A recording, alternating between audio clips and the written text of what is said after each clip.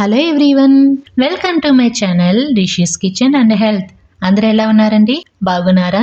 రీసెంట్గా దీపావళి సెలబ్రేషన్స్ చేసుకున్నాం కదండి. ఈ పటాకులు పేలుస్తూ మిఠాయిలు పంచుతూ ఈ పటాకులను పేల్చేటప్పుడు వచ్చే పొగ కారణంగా మనకి శ్వాసకోశ సంబంధిత వ్యాధులు వస్తాయండి. అలాగే చాలా చోట్ల వర్షాలు పడుతున్నాయి. ఈ వర్షాల కారణంగా దగ్గు, ముక్కు తిబ్బడ కూడా చేస్తుంది. సో వీటన్నిటికీ చెక్ పెట్టాలంటే ఈరోజు మనం దీపావళి కషాయాన్ని ప్రిపేర్ చేసుకోబోతున్నామండి. దీపావళి నుంచి మనకి హెల్త్ ఇష్యూస్ వస్తున్నాయి కాబట్టి దీని పేరు దీపావళి కషాయం అని పెట్టాను. మరి లేట్ ఎందుకు, ప్రాసెస్లోకి వెళ్ళిపోదామా? ముందుగా కషాయాన్ని తయారు చేసుకోవడానికి కావాల్సిన ఐటమ్స్ మొత్తం ఒక ప్లేట్లో ఇలా ఏర్పాటు చేసుకుని పక్కన పెట్టుకోవాలండి. అతి మధురం, ధనియాలు, జీలకర్ర, శొంఠి, పసుపు కొమ్ములు, సోంపు, బెల్లం, వాము, కొద్దిగా మిరియాలండి.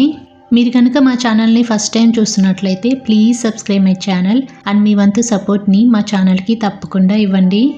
ఒక ఎండిన పసుపు కొమ్ముని తీసుకొని ఇలా మధ్యలోకి చిన్న ముక్కలుగా కట్ చేసుకొని రోడ్లో వేసుకొని మెత్తని పౌడర్లా కాకుండా బరకగా దంచుకోవాలండి. చూపిస్తున్న విధంగా సాఫ్ట్గా అవసరం లేదు.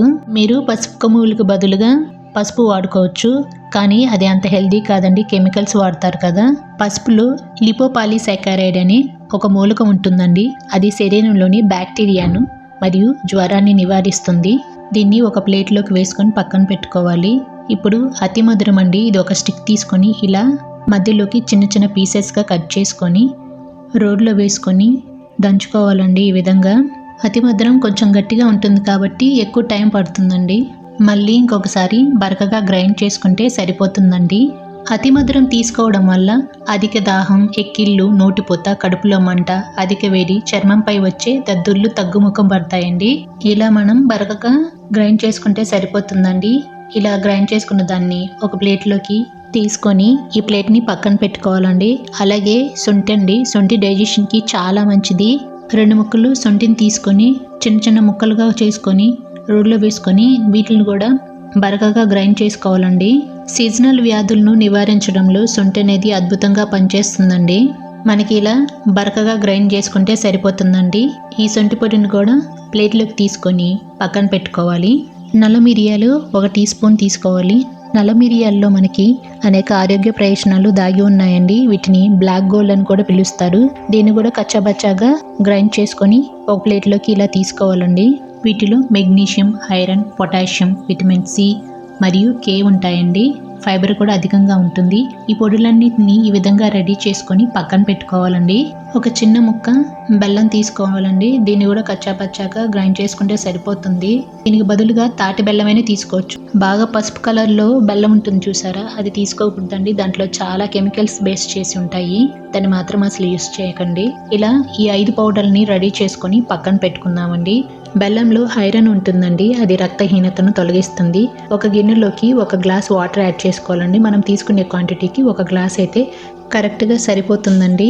ఈ వాటర్లోకి 1/2 టీ స్పూన్ మిరియాల పొడి, 1/2 టీ స్పూన్ శొంఠి పొడి, 1/2 టీ స్పూన్ పసుపు పొడి, 1/2 టీ స్పూన్ అతి మధురం పొడి, 1/2 టీ స్పూన్ వాము, 1/2 టీ స్పూన్ జీలకర్ర, 1/2 టీ స్పూన్ సోంపు, 1/2 టీ స్పూన్ ధనియాలు వేసి ఇవన్నీ ఈ మిశ్రమంలో కలిసిపోయే విధంగా, అంటే వాటర్లో కలిసిపోయే విధంగా మిక్స్ చేసుకొని పక్కన పెట్టుకోవాలండి. స్టవ్ వెలిగించుకొని మనం అన్ని పొడులన్నీ వేసుకొని మిక్స్ చేసుకున్న గిన్నెని స్టవ్ పైన పెట్టుకొని 1 నిమిషం పాటు మంటని లోలో పెట్టుకొని అలా వదిలేయాలండి.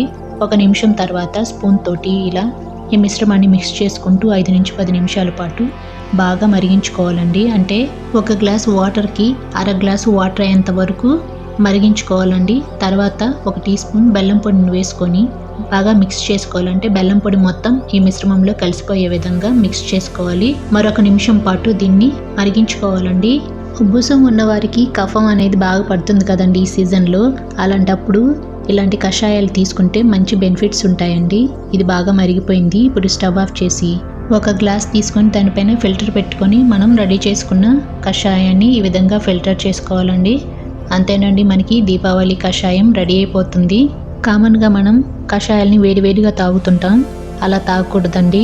కషాయాలని గోరువెచ్చగా చేసుకొని మాత్రమే తాగాలి. వేడివేడిగా తాగితే ఎక్కిళ్ళు అనేవి ఎక్కువగా వస్తాయండి. మనం కంట్రోల్ చేయలేము వాటిని. ఈ కషాయాన్ని తీసుకోవడం వల్ల రోగనిరోధక శక్తి అనేది పెంచుతుందండి. మనకి కఫ్ కోల్డ్ నుంచి మంచి రిలీఫ్ వస్తుంది. ప్రెగ్నెంట్ లేడీస్, రీసెంట్గా సర్జరీ అయిన వాళ్ళు ఈ కషాయాలని తీసుకోకూడదండి. దగ్గు జలుబు ఉన్న వాళ్ళు ఒక 5 రోజుల పాటు ఈ కషాయాన్ని తీసుకుంటే దగ్గు జలుబు నుండి రిలీఫ్ వస్తుందండి. మీరు కూడా ట్రై చేసి ఈ కషాయం ఎలా అనిపించిందో కింద కామెంట్ బాక్స్లో షేర్ చేసుకోవడం మర్చిపోకండి. మా వీడియో కనుక మీకు నచ్చినట్లయితే లైక్ చేయండి, మీ ఫ్రెండ్స్కి రిలేటివ్స్కి షేర్ చేయండి, కామెంట్ చేయండి, సబ్స్క్రైబ్ చేయండి. Thanks for watching.